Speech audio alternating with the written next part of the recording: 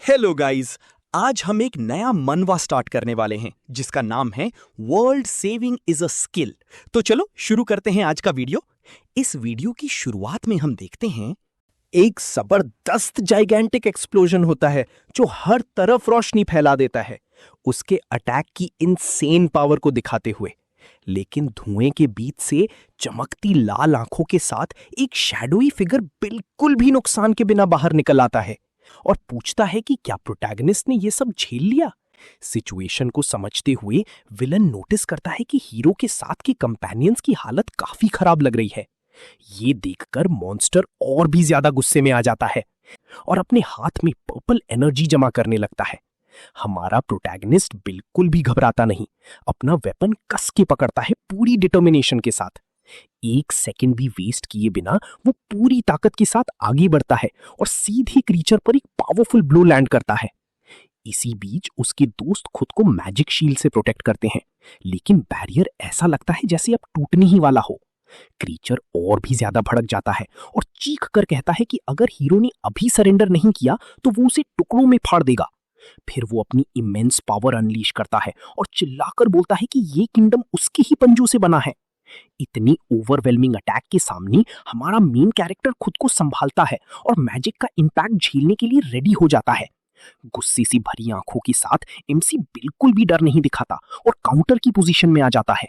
लेकिन powerful purple energy सीधे उस पर लगती है। हिट लगने के बाद भी वो अपना वेपन छोड़ता नहीं है और बची हुई सारी ताकत के साथ उसे पकड़ी रखता है। हीरो डिसाइड करता है कि अब काफी हो चुका है और फाइट को एक बार में खत्म करने का फैसला करता है। तुरंत ही एरिया इंटेंस रोशनी से भर जाता है जो रिलीज हुई एब्सर्ड पावर को दिखाता है। अपनी पूरी जान लगाकर वो अपने वेपन से गोल्डन एनर्जी का एक बीम फायर करता है। अटैक इतना स्ट्रांग होता है कि हर चीज सफेद फ्लैश में गायब हो जाती है। स्क्रीन पूरी तरह वाइट आउट हो जाती है।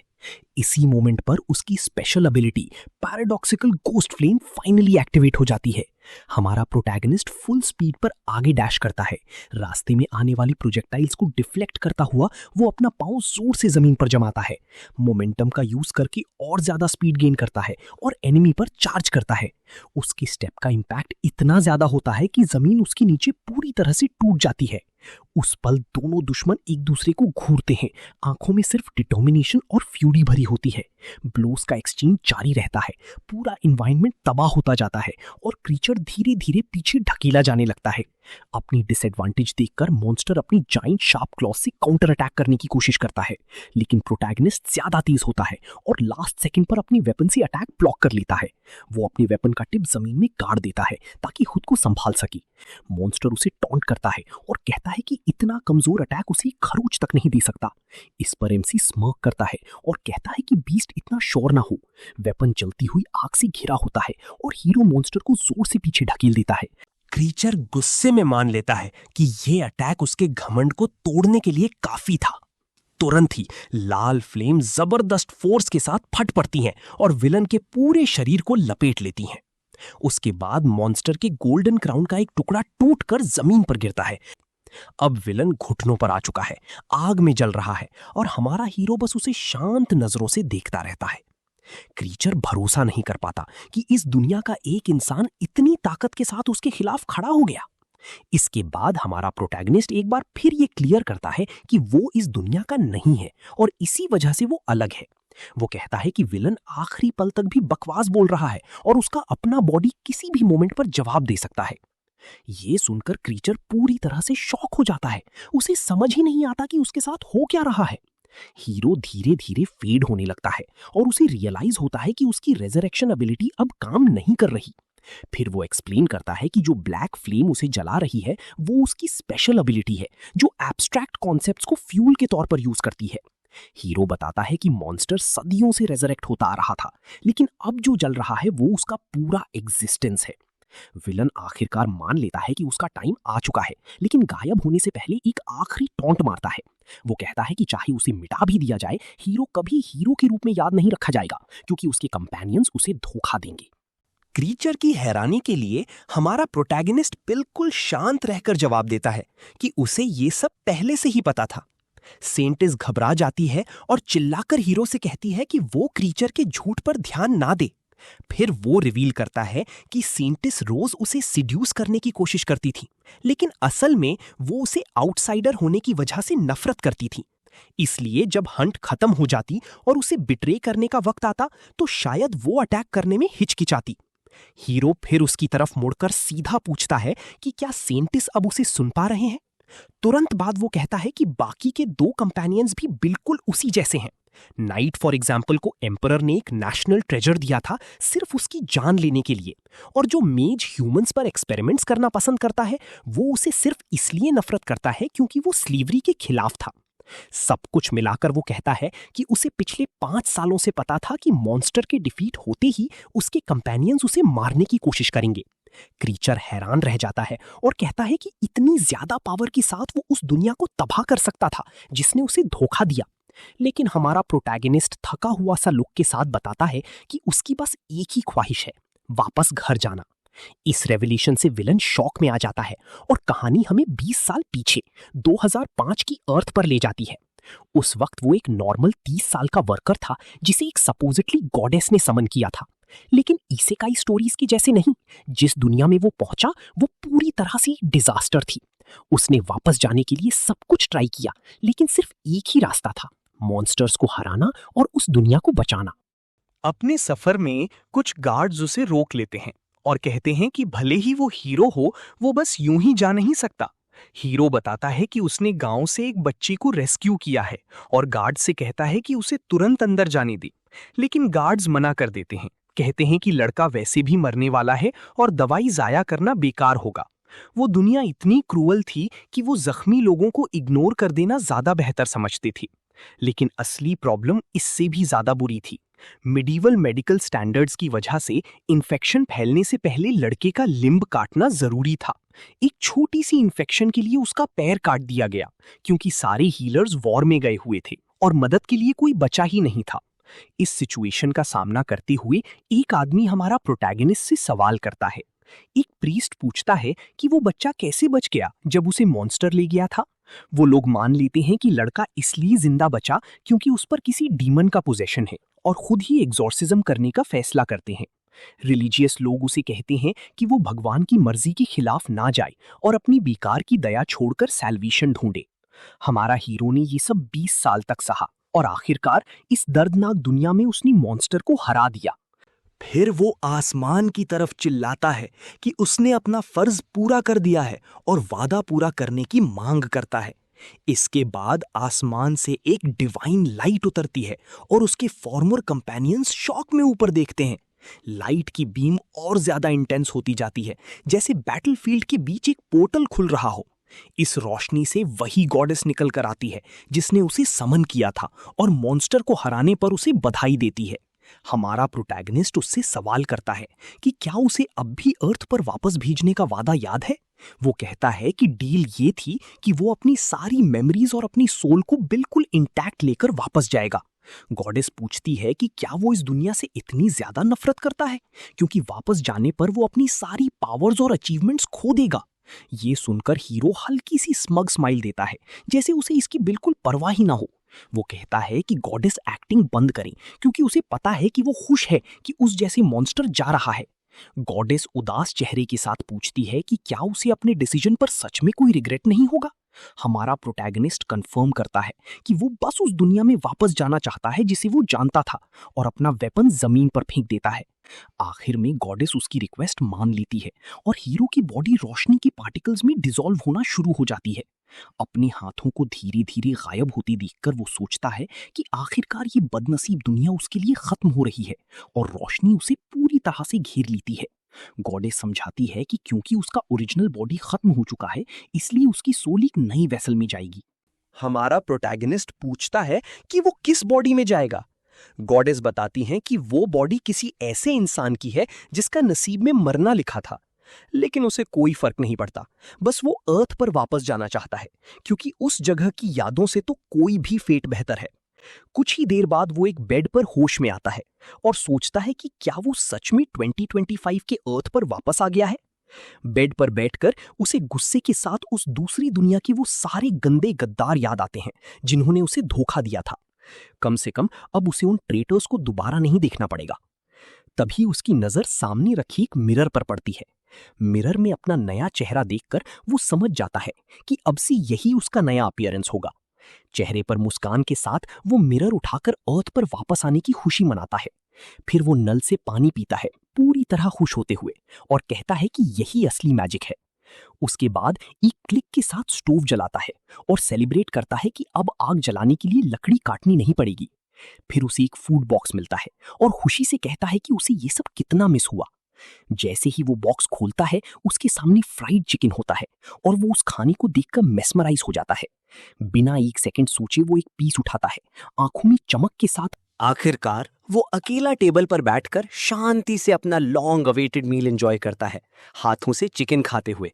वो इमोशनल हो जाता है और कहता है कि ये इतना टेस्टी है कि उसे रोना आ रहा है। गाल पर आंसू बहते हुए हमारा प्रोटैगनिस्ट कहता है कि उसे ये सब बहुत याद आया।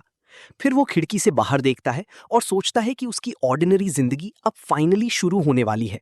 वो देखकर हैरान हो जाता है कि साल ऑलरेडी 2025 है और रियलाइज करता है कि दोनों दुनियाओं में वक्त गुजरा है। इसी वजह से वो सोचता है कि चाहे अडेप्ट करना कितना भी मुश्किल हो, ये जगह उस दूसरी दुनिया जितनी कभी भी भयानक नहीं हो सकती। उसके तुरंत बाद एक मॉडर्न शावर से पानी गिरना शुरू हो जाता है, जो उसकी दुनिया के कंफर्ट को दिखाता है। हमारा प्रोटैगनिस्ट बिना इंतजार किए तुरंत गर्म पानी के साथ शावर एंजॉय करता है। फिर वो एयर कंडीशनर ऑन करता है और एक सिंपल बटन के टच से ठंडी हवा चलने लगती है। खिड़की से साफ आसमान देखकर वो कंक्लूड करता है कि ये जगह उस गंदी दुनिया से बिल्कुल भी कंपेयर नहीं होती। वो सोचता है कि सबसे पहले क्या करें।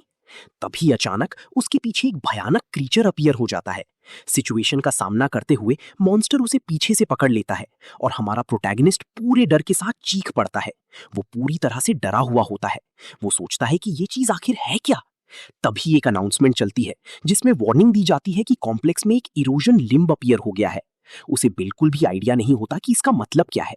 अनाउंसमेंट रेजिडेंट्स को अंडरग्राउंड शेल्टर में जाने को कहती है और वो पूरी तरह कंफ्यूज रह जाता है कि हो क्या रहा है। इसी के साथ उसका एक्सप्रेशन पैनिक से डिटर्मिनेशन में बदल जाता है, जैसे ये फाइट अभी खत्म नहीं हुई हो। अचानक वो अपने आप को कई मास्क्ड क्रीचर से घिरा हुआ पाता है, जो उसके अपार्टमेंट की दीवारों पर चढ़ रहे होते हैं। उनमें से एक अपने तीखे क्लॉस से शीशा तोड़ देता है, ये दिखाते हुए कि भागने का कोई रास्ता नहीं है। सिचुएशन की गंभीरता देखकर वो डिसाइड करता है कि जिंदा रहने के लिए भागना ही उसका इकलौता ऑप्शन है। हमारा प्रोटैगनिस्ट बेचैनी के साथ सीढ़ियों से नीचे दौड़ता है, जबकि मॉन्स्टर्स का एक झुंड उसके बिल्कुल पीछे होता है। अपनी जान बचाने के लिए भागते हुए वो सोचता है कि उस दुनिया को क्या हो गया जिसे वो इतना प्यार करता था। वो लगातार भागता रहता है और सवाल करता है कि अर्थ इतनी डेंजरस और कियोटिक जगह कैसे बन गई। क्रीचर्स पीछा छोड़ते नहीं और उसे पकड़ने के लिए सीढ़ियों पर चढ़ते रहते हैं। बच निकलने के लिए वो एक खिड़की तोड़ता है और एक रिस्की मूव में बिल्डिंग के दूसरे फ्लोर पर जंप कर जाता है। छुपकर बैठते हुए वो एक पल के लिए राहत की सांस लेता है। उसे लगता है कि शायद वो सबसे बच निकला है। लेकिन थोड़ी ही देर बाद वो देखता है कि एक बच्चा अकेला कॉरिडोर में दौड़ रहा है, हाथ में एक लकड़ी का डंडा लिए हुए। वो उसे खतरे के बारे में वार्न करने के लिए आगे बढ़ता है, लेकिन लड़का उसे बीच में ही रोक देता है और पूछता है कि मॉन्स्टर कहाँ गया। हैरानी की बात यह होती है कि लड़का कहता है कि वो उस क्रीचर को गिराने जा रहा है और उसे साथ चलने का इनविटेशन भी देता है। हमारा प्रोटैगनिस्ट पूरी तरह शॉक हो जाता है जब उसे पता चलता है कि अर्थ पिछले 13 इयर्स से इसी हाल में है। लड़का शेल्टर जाने से मना कर देता है और क्योंकि वो उसे अकेला छोड़ नहीं सकता था, इसलिए वो उसके साथ ही चल पड़ता है। आगे बढ़ते हुए छोटा सा लड़का हमारे भटके हुए हीरो को दुनिया की पूरी करंट सिचुएशन समझाना शुरू करता है। लड़का बताता है कि इरोजन लिम्ब एक पोर्टल होता है जहां से मॉन्स्टर्स निकलते हैं और किसी को नहीं पता होता कि वो कब और कहां अपीयर होंगे। हमारा प्रोटैगनिस्ट गुस्से से भर जाता है क्योंकि वो एक नरक जैसी दुनिया से वापस आया था और अर्थ को भी बिल्कुल वैसी ही हालत में पाता है। वो गॉडेस को दिल ही दिल में गाली देता है। लड़के को अजीब लगता है कि उसे कुछ भी पता नहीं है, इसलिए हंसिक एक कहानी बना देता है कि वो कुछ समय तक अब्रॉड रह रहा था। बच्चा मेंशन करता है कि यूथ प्रेसिडेंट को भी ऑफिस से हटा दिया गया था क्योंकि वो छुपके से अपनी बेटी को कोरिया भेजने की कोशिश कर रहा था। फिर लड़का टॉपिक चेंज करता है और पूछता है कि उसका फेवरेट हंटर कौन है, और फिर खुद ही अपने फेवरेट का नाम जोर से बोल देता है, लायन। वो समझाता है कि वो वर्ल्ड में 18th रैंक पर हैं और एक जायंट स्वॉर्ड के साथ फाइट करती हैं। टॉपिक बदलने से हमारा प्रोटैगनिस्ट थोड़ा रिलीव्ड महसूस करता है। फिर वो सोचता है कि कैसे ऑर्डिनरी ह्यूमंस इस दुनिया में मॉन्स्टर्स के खिलाफ लड़ पा रहे हैं। बिल्कुल दूसरी दुनिया की तरह लड़का कहता है कि उसे हंटर की जायंट स्वॉर्ड बहुत पसंद है, जबकि हंसिक सिचुएशन के बारे में गहरी सोच में डूबा रहता है। लड़का एक्साइटेड हो जाता है और उसे उस हंटर का वीडियो दिखाना चाहता है, लेकिन हमारा प्रोटैगनिस्ट तुरंत उसका मुंह ढक देता है ताकि वो कोई आवाज ना करे। हांसिक धीरे से गाली देता है, जिससे लड़का उसके अचानक रिएक्शन पर कंफ्यूज हो जाता है। चुप रहने की वजह यह होती है कि उसने कॉरिडोर में कई मॉन्स्टर्स की प्रेजेंस महसूस कर ली होती है। वो 5 को काउंट करता है, लेकिन उसे शक होता है कि एक छठा भी कहीं छुपा है जो सही मौके का इंतजार कर रहा है। खुशकिस्मती से उसकी फिजिकल स्ट्रेंथ एवरेज से काफी ज्यादा है, और क्योंकि वो मल्टीपल एनिमीज से लड़ने की आदत रखता है, ये कोई बड़ी प्रॉब्लम नहीं है। लेकिन असली प्रॉब्लम ये थी कि लड़के का क्या करें। अगर वो उसे अकेला छोड़ दे तो वो पक्का मुसीबत में पड़ जाएगा। हांसिक ये भी सोच रहा होता है कि बिना किसी प्रॉपर वेपन की वो फाइट कैसे करे। गिरे हुए मॉन्स्टर्स को देखते हुए उसकी नजर एक नीली ब्लू एनर्जी पर पड़ती है, और वो सोचता है कि क्या ये हवा में मौजूद माना हो सकता है। वो पूरी तरह श्योर हो जाता है कि ये वही एनर्जी है जो उसने दूसरी दुनिया में देखी थी।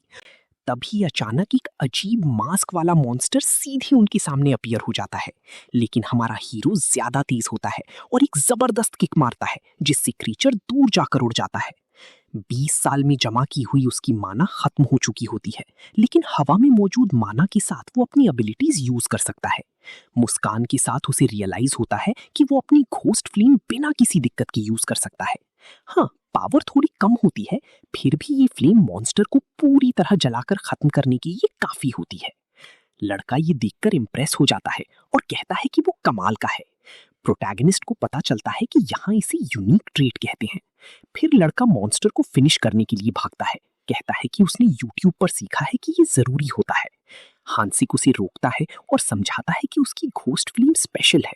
ये एबिलिटी तब तक बुझती नहीं जब तक टारगेट पूरी तरह डिस्ट्रॉय ना हो जाए। अचानक लड़के के चेहरे पर शॉक आ जाता है जब वो देखता है कि हीरो के जले हुए हाथ से ब्लड निकल रहा है। हीरो कहता है कि उसे तो ये भी नहीं पता यूट्यूब क्या होता है। फिर वो लड़के को बोलता है कि ऐसी चीजें देखना बंद करे। टाइम वेस्ट किए बिना हंसिक लड़के से कहता है कि जो लकड़ी का टुकड़ा उसके हाथ में है वो उसे दे दे। लड़का तुरंत वो वेपन उछाल देता है और हंसिक उसे हवा में ही पकड़ लेता है। उसके तुरंत बाद बचे हुए मॉन्स्टर्स दोनों को एक साथ घेर लेते हैं, लेकिन सीरियस और फोकस्ड एक्सप्रेशन के साथ हमारा हीरो बिना हिचकिचाए सबको गिराने के लिए तैयार हो जाता है। हाथ में स्टिक पकड़कर वो क्रीचर्स पर टूट पड़ता है। ये देखकर लड़का पूरी तरह इंप्रेस हो जाता है और पूछता है कि क्या वो कोई छिपा हुआ हंटर है। हंसिक ने कभी सोचा भी नहीं था कि उसे दोबारा इतनी ब्लड की स्मेल महसूस होगी। अर्थ पर वापस आने के बाद भी थोड़ा सा पीस पाने के लिए उसे कितना कुछ सहना पड़ रहा है। इसी बीच अंडरग्राउंड शेल्टर में काफी लोग जमा होते हैं, इस उम्मीद में कि ये सब जल्दी खत्म हो जाए। हंसिक अपनी स्टिक जमीन पर फेंक देता है, उसने सबको हरा दिया था। तभी एक औरत आती है, घबराई हुई, और लड़के का नाम चिल्लाती है, ये सॉन्ग। वो हंसिक को थैंक यू कहती है। औरत की महंगे कपड़ों और इयररिंग्स को देखकर हीरो को समझ आ जाता है कि ये सॉन्ग एक अमीर घर का बच्चा है। तभी शेल्टर के अंदर एक भयानक साउंड गूंज उठती है। अगले ही पल एक बहुत बड़ा मॉन्स्ट्रस फिस्ट शेल्टर की दीवार तोड़कर अंदर घुस जाता है। क्रीचर अपना मुंह खोलता है, तीखी दांतों से भरा हुआ, और एक डरावनी दहाड़ निकालता है। सब लोग घबराकर भागने लगते हैं। ये सॉन्ग चिल्लाकर कहता है कि उन्हें यहाँ से निकलना होगा, लेकिन हमारा प्रोटैगनिस्ट गुस्से और फ्रस्ट्रेशन में होता है। वो बस शांति से जीना चाहता था, पर क्या ये विश इतनी बड़ी थी?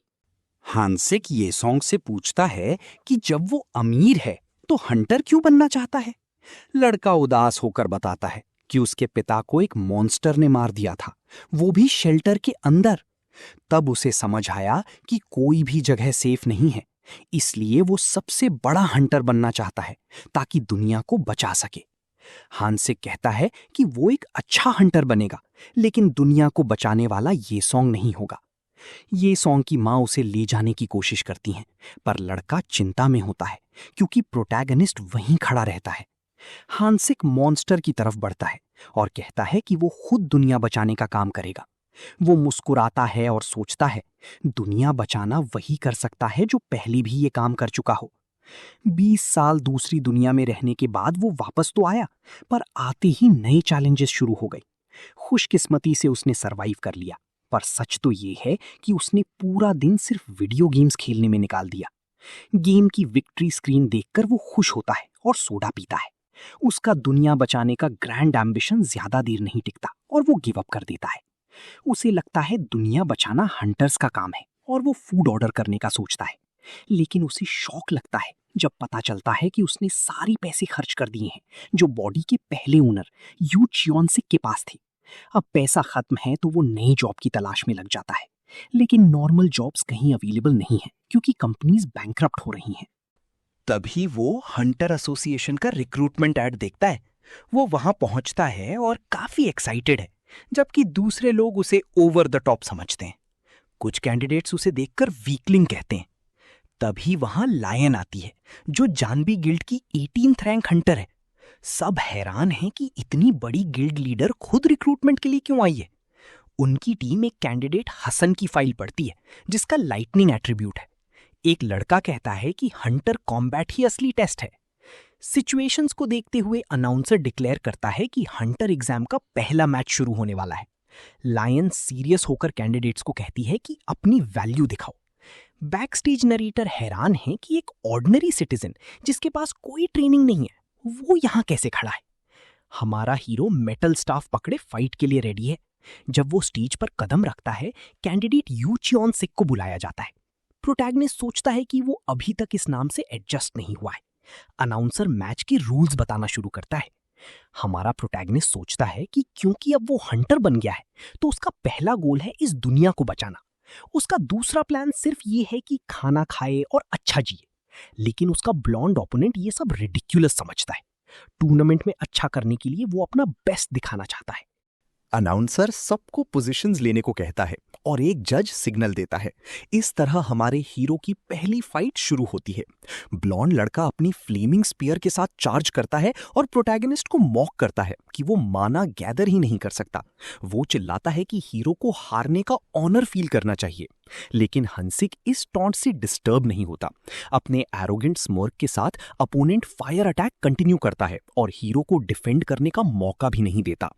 अपोनेंट ब्रैग करता है कि वो अकेडमी का अनडिफीटेड लैंसर है और उसकी जीत गारंटीड है, लेकिन हमारा प्रोटैगनिस्ट काम रहता है और अपोनेंट के हर मूव को ध्यान से ऑब्जर्व करता है। तब वो अपने वेपन की टिप जमीन में प्लांट करता है, एक क्विक काउंटर अटैक के लिए रेडी। एक स्विफ्ट मोशन में वो अपना वेपन स्पिन करता है। एक तेज हवा का झोंका होता है जो ब्लॉन्ड लड़के को सरप्राइज कर देता है। अपोनेंट कंफ्यूज हो जाता है और सोचता है कि वो कहां गया।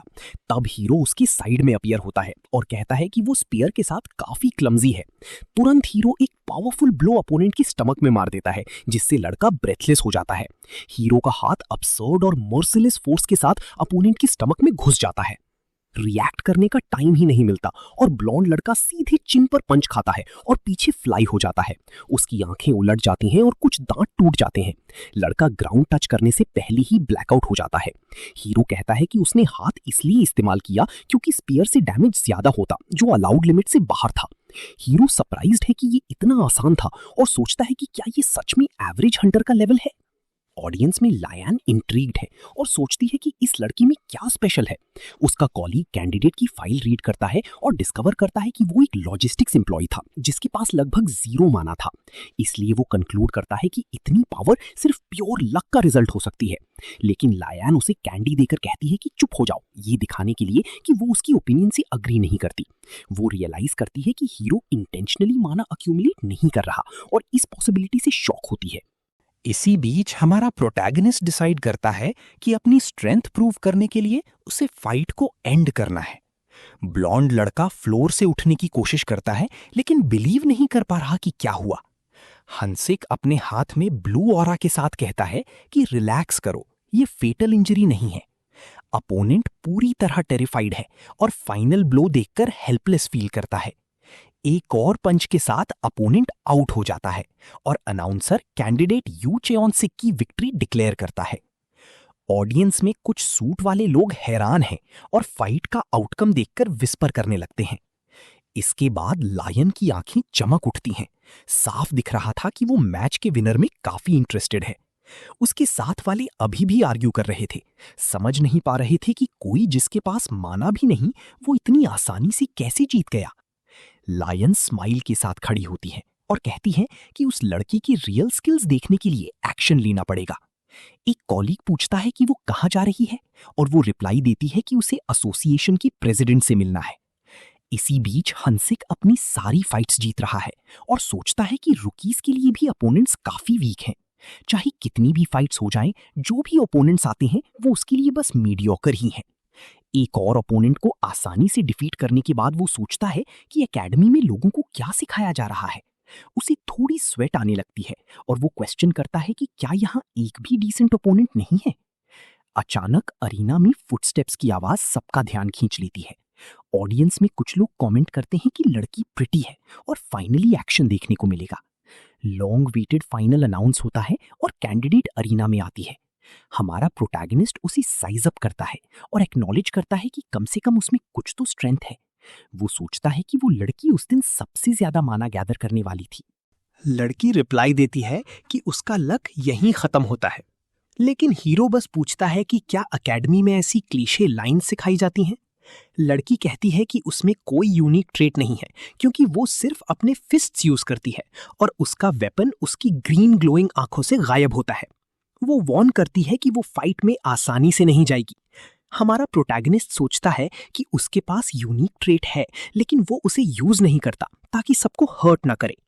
लड़की एक डीप ब्रेथ लेती है और कॉम्बैट के लिए रेडी होती है। जैसे ही अनाउंसर स्टार्ट सिग्नल देता है, फाइट शुरू होते ही वो super fast lightning covered sword draw के साथ चार्ज करती है। उसकी स्वॉर्ड इंटेंस लाइटनिंग एनर्जी से शाइन करती है। हीरो की आंखें वाइड हो जाती हैं उसकी स्पीड देखकर। वो एक पावरफुल लाइटनिंग स्ट्राइक अनलीश करती है जो अरीना के एक बड़े एरिया को कवर करता है। लेकिन सरप्राइज की बात यह है कि उसकी इनक्रेडिबली फास्ट अटैक टारगेट को हिट नहीं कर पाती।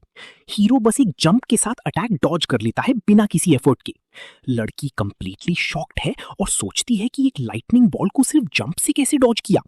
वो रियलाइज करती है कि उसने शीथ और ब्लेड यूज करके एक मैग्नेटिक फील्ड क्रिएट किया था और स्वॉर्ड को शूट किया था।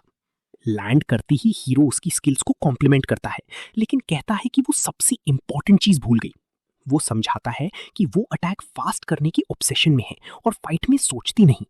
उसकी गलती ये थी कि उसने एयर में मैग्नेटिक रेल्स क्रिएट किए ताकि स्वॉर्ड ड्रॉ को नॉर्मल से फास्ट एक्सेलरेट कर सके। हीरो स्माइल करता है और कहता है कि उसकी स्ट्राइक का पाथ इतना ऑब्वियस था कि हिट होने का चांस ही नहीं था।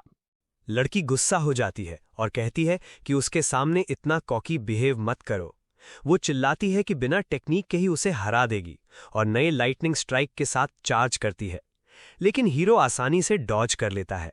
लड़की एनरेज हो जाती है और अपने हाथों में इलेक्ट्रिक माना कॉन्सेंट्रेट करती है। वो एक एनर्जी एक्सप्लोजन अनलीश करती है जो अरीना के बहुत बड़े हिस्से को कवर करता है।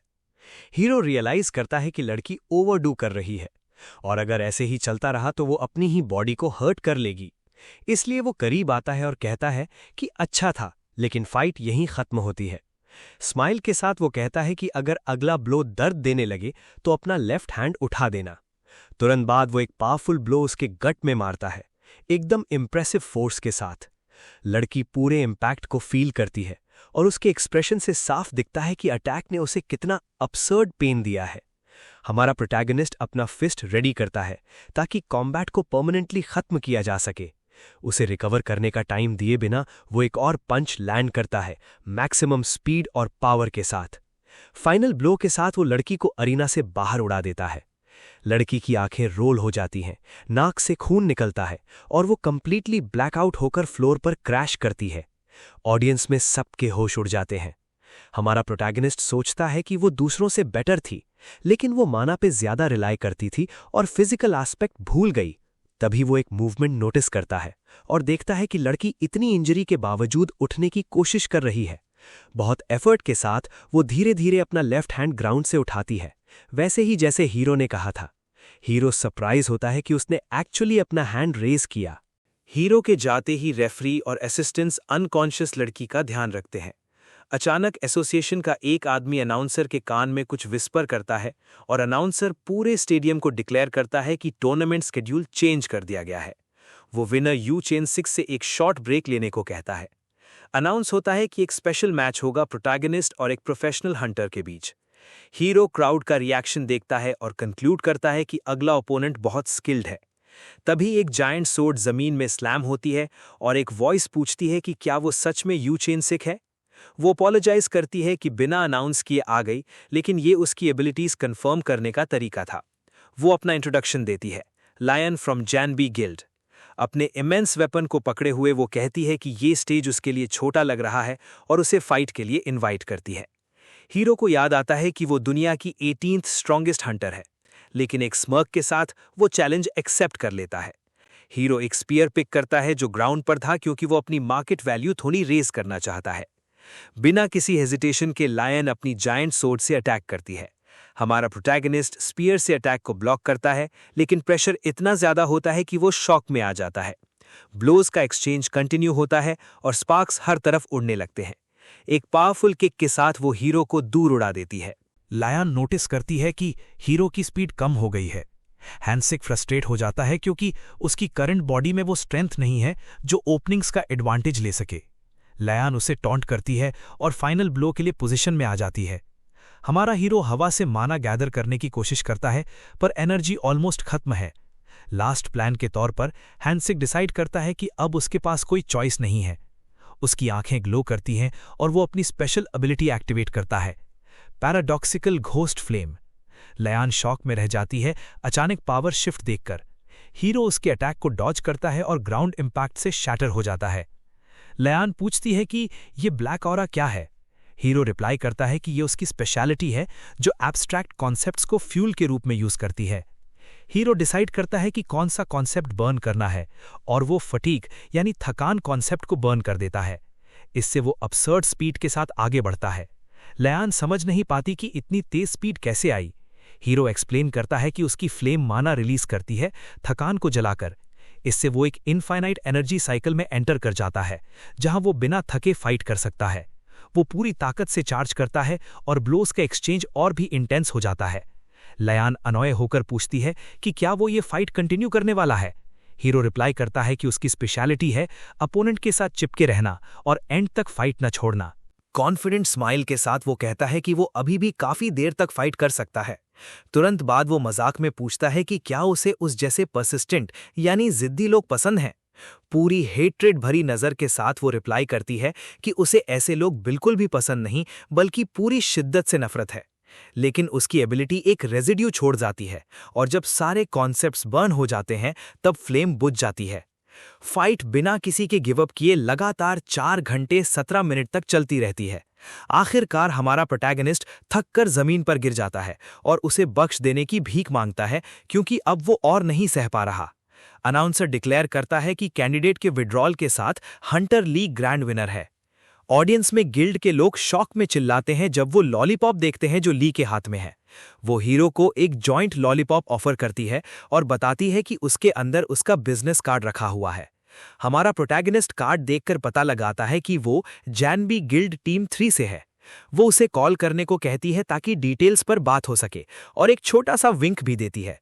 अनाउंसर सिलेक्शन एंड करता है और अवार्ड सेरेमनी के लिए उसे बुलाता है, जबकि वो गिल्ड के बारे में सोचता रहता है। थोड़ी देर बाद वो अपने घर पर दिखाया जाता है फाइट के प्राइज में मिली जॉइंट लॉलीपॉप खाते हुए।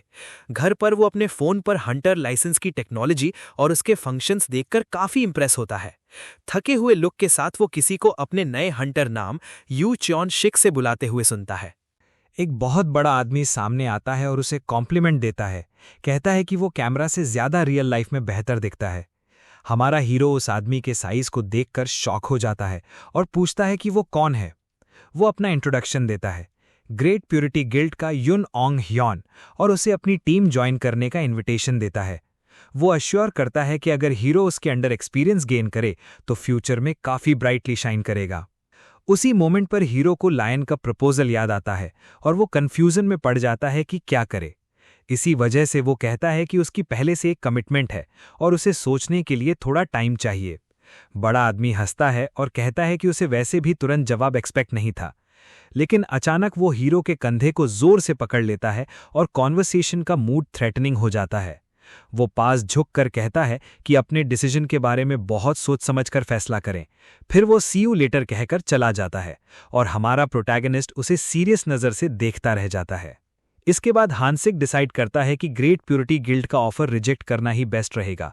फिर वो ली को कॉल करता है और पूछता है कि वो कहाँ मिल सकते हैं। वो बताती है कि वो एक जगह पर है जिसका नाम है द कैबिन और एग्जैक्ट लोकेशन भेज देगी। हमारे प्रोटैगनिस्ट को नाम थोड़ा कंफ्यूजिंग लगता है, लेकिन जल्द ही वो एक वुडन साइन वाली कॉफी शॉप ढूंढ लेता है। एक सुपर एंथुजियास्टिक वेट्रेस स्माइल के साथ ग्रीट करती है, कैबिन में आपका स्वागत है। एंट्रेंस पर ही ली उसे एक टेबल से देख लेती है और बैठने के लिए बुलाती है। कहती है तुम काफी जल्दी आ गए।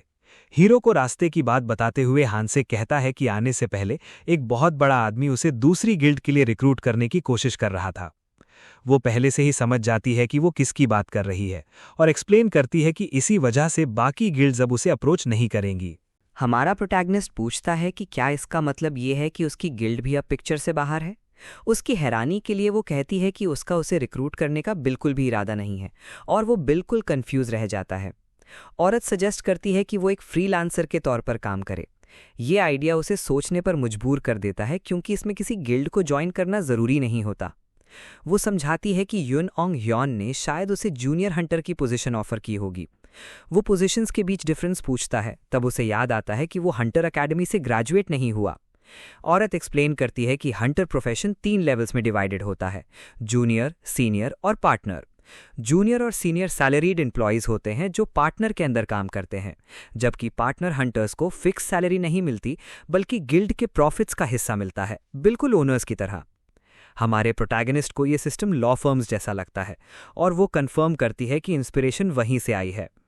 लियान फिर रिवील करती है कि पार्टनर हंटर बनने के लिए उसे नीचे से शुरू करना ज़रूरी नहीं है। हंसिक पूरा प्लान समझ जाता है और कहता है कि अगर वो फेमस हो जाए और अच्छे रिजल्ट्स दे तो गिल्ड्स खुद उसके पीछे आएंगी। लियान स्माइल के साथ कंफर्म करती है और उसे एक और कैंडी ऑफर करती है। हीरो वरिड होता है क्योंकि बिना कॉन्टैक्ट्स और एक्सपीरियंस के शुरुआत में अच्छी जॉब्स मिलना मुश्किल होगा। ली कहती है कि वो शुरू करने के लिए जो भी चाहिए सब फ्री में अरेंज कर देगी। हीरो पूछता है कि वो इतनी मेहनत क्यों कर रही हैं। वो एक्सप्लेन करती है कि फ्यूचर में जब वो फेमस हो जाए तो बस याद रखे कि जानवी गिल्ड भी एग्जिस्ट करती है। स्माइल के साथ वो उसे एक एनवेलप पकड़ाती है और कहती है कि जॉब एक्सेप्ट करनी है या नहीं ये उसका डिसीजन है। वो बताती है कि ये इंडियन सिटी से आई एक रिक्वेस्ट है जो एक इरोजन जोन से रिलेटेड है। मिशन का गोल कोर को डिस्ट्रॉय करना नहीं बल्कि आइलैंड का पेट्रोल करना है। डिटेल्स पढ़कर वो शॉक हो जाता है जब उसे पेमेंट का पता चलता है, 5 million plus 15 million success bonus.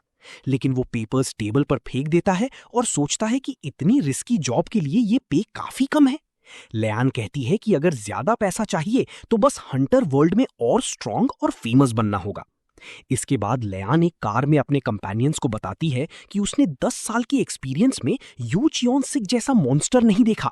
Scene shift होता है जैंगो आइलैंड पर, जो उसकी पहली ऑफिशियल मिशन लोकेशन है। लियान ने हीरो की सेफ्टी के लिए उसे एक ट्रस्टवर्दी इंसान के साथ पेयर किया है और हम हासन को देखते हैं। लियान कहती है कि अगर वो उसके लेवल तक पहुंच गया तो वो उसे भी हरा सकेगा। वापस 1 महीना पहले का सीन दिखाया जाता है जहां हीरो को एक बड़ा डिलीवरी पैकेज मिलता है। बॉक्स के अंदर उसकी नई स्पीयर और एक एलिक्सर होती है। हीरो एक्सप्लेन करता है कि वो माना को बाकी लोगों से अलग तरीके से यूज करता है। वो एनवायरनमेंट से सीधे माना यूज करता है। वो मानता है कि 1 महीने की ट्रेनिंग उसे मिशन के लिए काफी स्ट्रांग बना देगी। गाइस, चैनल अभी अच्छा परफॉर्म नहीं कर रहा है, प्लीज सपोर्ट करो। वीडियो को लाइक और शेयर करो और चैनल को सब्सक्राइब करना मत भूलना, प्लीज गाइस।